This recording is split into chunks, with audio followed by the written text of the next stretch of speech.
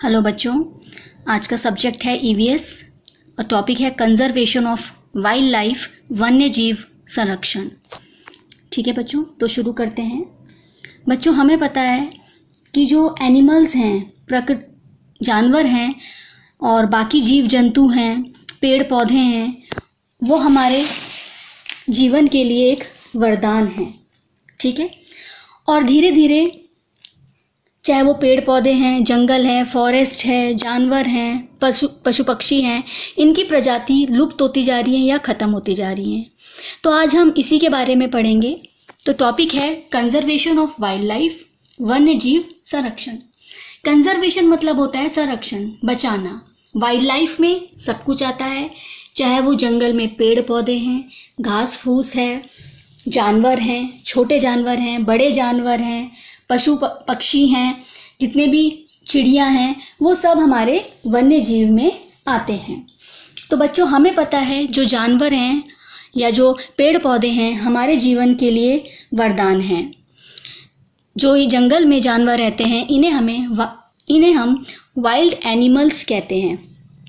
ठीक है, wild animals मतलब जो जंगल में रहते हैं, जिन्हें हम पालतू घर में नहीं रख सकते हैं। ठीक है, और जो पालतू जानवर होते हैं वो होते हैं डोमेस्टिक एनिमल्स, जिसमें डॉग, कैट, शीप, गोट, ये सब पालतू जानवर हैं। बाकी जो जंगल में रहते हैं, जैसे कि जिराफ हो गया, मंकी हो गया, एलिफेंट हो गया, डियर हो गया, टाइगर हो गया, जेब्रा हो गया और लॉयन हो गया, स्क्विरल्स हो गए, ये सब हमारे जो हैं वाइल्ड एनिमल्स हैं। ठीक है, तो जंगल में जब ये रहते हैं, फॉरेस्ट में ये रहते हैं, इनका वहाँ एक अपना ही रहन सहन है। इनका खाना, शेल्टर, फूड सब वहीं से आता है, वहीं से इन्हें प्राप्त होता है। ठीक है, अब हम देखते हैं जितने ही जानवर हैं उनसे हम जो मनुष्य हैं वो इन जानवरों पर बहुत निर्भर करते हैं। चाहे वो दूध के लिए है, एग्स के लिए है, गोट है, काव है, बफेलो है, इनसे हमें मिलते हैं। ठीक है, अगर हम बैल देखें, कैमल देखें, हॉर्सेस देखें, तो इन्हें हम अपने खेतों में इस्तेमाल करते हैं, खेती में ये काम आते हैं, हल जोतने के और भी काम आते हैं। घोड़े हैं, इन्हें हम अपने वाहन के रूप में भी इस्तेमाल करते हैं। ठीक है, कई जानवरों की जो स्किन्स हैं, जो चमड़ी है उससे, या बोन्स हैं, जो हड्डियां हैं, उससे कई चीज़ें बनाई जाती हैं, जैसे कि पर्स है और बाकी भी कॉस्मेटिक के सामान बनाए जाते हैं। ठीक है, तो बच्चों, हमें पता है बहुत साल पहले ये जंगल बहुत घने हुआ करते थे, यहाँ पर बहुत सारे जीव जंतु रहा करते थे। ठीक है, बहुत सारे पेड़ थे, जंगल बहुत घने थे, लेकिन धीरे धीरे जो है जीव जंतुओं की प्रजाति भी कम होती गई और पेड़ पौधे भी कम होते गए हैं। तो उसका हम कारण देखेंगे। उसका सबसे बड़ा कारण है जनसंख्या। जैसे जैसे जनसंख्या बढ़ी वैसे वैसे मनुष्य की आवश्यकताएं भी बढ़ती गई हैं। ठीक है, रहने की, खाने की, पीने की, और जैसे जैसे मनुष्य की आवश्यकताएं बढ़ी, मनुष्य ने खेती की ज़मीन अपनी बनानी शुरू की, जिससे जंगल कम हुए, पेड़ काटने शुरू किए, जिससे उसने अपना घर बनाया। ठीक है, इन पेड़ काटने की वजह से क्या हुआ, जितने भी ये वाइल्ड लाइफ थी, जंगल के जीव जंतु थे, चाहे वो चिड़िया हैं, चाहे वो बंदर है, चाहे वो एलिफेंट है, शेर है, इनके रहने के घर उजड़ गए।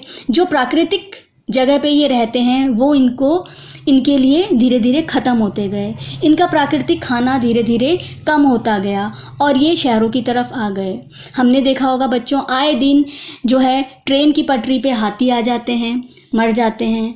ठीक है, तो वो उनके जो प्राकृतिक जगह है उसके ख़त्म होने के कारण ही ये जीव जंतुओं की प्रजाति धीरे धीरे जो है वो कम होती जा रही है।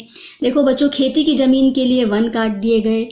ठीक है, घर बनाए, घर के बाद फैक्ट्रियां बनी, बड़े बड़े व्यापारिक जगह बनी हैं, बड़े बड़े ये मल्टीप्लेक्स बने हैं, जिसकी वजह से सारे जंगल धीरे धीरे जो है हमारे ख़त्म होते जा रहे हैं। ठीक है, फॉरेस्ट ख़त्म होने की वजह से बारिश कम होने लगी।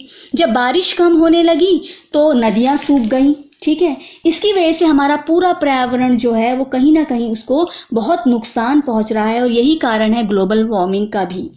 ठीक है, तो अब हम देखते हैं कि कैसे ये जीव जंतु जो हैं इनकी प्रजातियां धीरे धीरे जो है वो विलुप्त होने लगी हैं और कुछ जो है वो विलुप्त होने की कगार पे हैं। देखो बच्चों, एक्सटिंक्ट स्पीशीज जिसे हम विलुप्त प्रजाति भी कहते हैं, कुछ जानवर जो हैं बहुत सालों पहले हुआ करते थे लेकिन आज वो नहीं पाए जाते हैं, जैसे dinosaur, mammoth, red panda, dodo bird, red parrot, ये कभी हुआ करते थे लेकिन आज ये नहीं पाए जाते हैं, इसीलिए हम इन्हें एक्सटिंक्ट स्पीशीज या विलुप्त प्रजाति भी कहते हैं।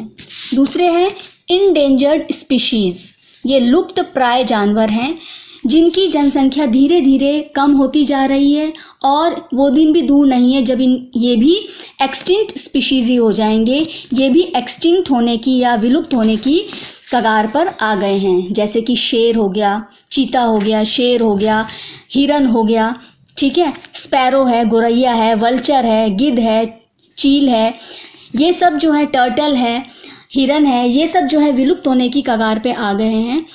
इसका कारण ये है कि मनुष्य की जो लालसा है वो बढ़ती जा रही है, इनका इल्लीगल शिकार किया जाता है, गैर कानूनी शिकार किया जाता है, इनके दांत के लिए या इनकी स्किन के लिए, इनकी स्किन जो है, इनकी चमड़ी जो है वो लाखों रुपए में उसका व्यापार किया जाता है। इसके लिए हमारी सरकार ने कई लॉज भी बनाए हैं, कई जो है कानून बनाए हैं इनकी प्रोटेक्शन के लिए। अब देखिए, ये है हमारा राष्ट्रीय जानवर नेशनल एनिमल टाइगर, इसे हम रॉयल टाइगर है ये, और ये भी हमारी इंडेंजर्ड स्पीशीज में है। इसकी भी प्रजाति, पॉपुलेशन, जनसंख्या जो है वो धीरे धीरे खत्म होती जा रही है, ठीक है। और इसको बचाने के लिए हमारी सरकार ने एक प्रोजेक्ट टाइगर बनाया है जिसकी जिम्मेदारी है कि कैसे इनकी स्पीशीज को, प्रजाति को बचाया जाए। एक रेड डाटा बुक है बच्चों, जो एक बुक है जिसमें सारे रिकॉर्ड्स हैं, जो जो इंडेंजर्ड स्पीशीज हैं उनके सारे नाम और रिकॉर्ड्स इस बुक में हैं। तो देखा बच्चों हमने कि कैसे जो हमारे लिए वरदान हैं, जीव जंतु जो हमारे लिए वरदान हैं वो ख़त्म होते जा रहे हैं, सिर्फ हमारी लालसा और हमारे नेसेसिटीज़ हैं उनको पूरा करने के लिए किस तरह से जंगल ख़त्म होते जा रहे हैं। लेकिन हमें इन्हें बचाना है, सेव करना है, इनका संरक्षण करना है। अगर ये जीव जंतु रहेंगे तभी हम भी इस धरती पर सरवाइव कर पाएंगे। तो बच्चों, मनुष्य तभी बनेगा महान जब मन में रखेगा जीवों के लिए सम्मान।